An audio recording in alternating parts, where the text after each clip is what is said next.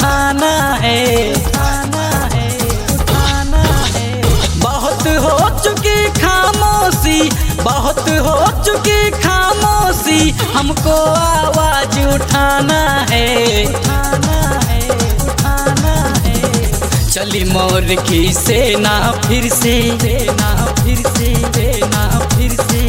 चली मोर की सेना फिर से, अब अशोक को आना है। चली मोर की सेना फिर से, अब अशोक को आना है।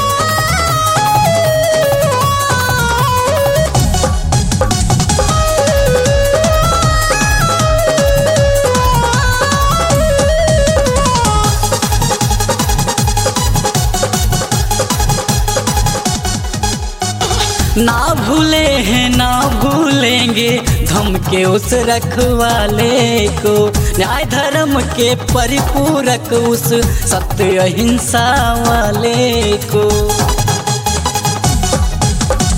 ना भूले हैं ना भूलेंगे धमके उस रखवाले को, न्याय धर्म के परिपूरक उस सत्य अहिंसा वाले को।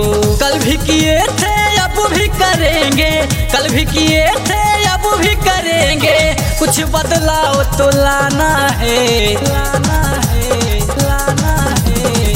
चली मोर की सेना फिर से, सेना फिर से, सेना फिर से।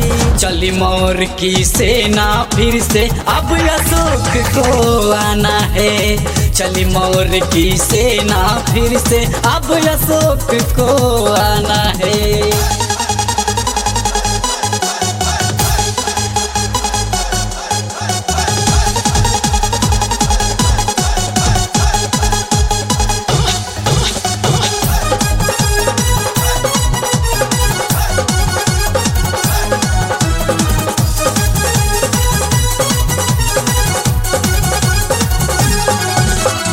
हे भारत माँ नमन है तुमको, तुम अशोक की माता हो। ऐसी भूमि कहाँ है जग में जिसका अशोक से नाता हो। हे भारत माँ नमन है तुमको, तुम अशोक की माता हो। ऐसी भूमि कहाँ है जग में जिसका अशोक से नाता हो। पर ये भूला देश उसी को, पर ये भूला देश उसी को, उसको न्याय दिलाना है, दिलाना है, दिलाना है। चली मोर की सेना फिर से, सेना फिर से, सेना फिर से। चली मोर की सेना फिर से, अब अशोक को आना है। चली मोर की सेना फिर से, अब अशोक को आना है।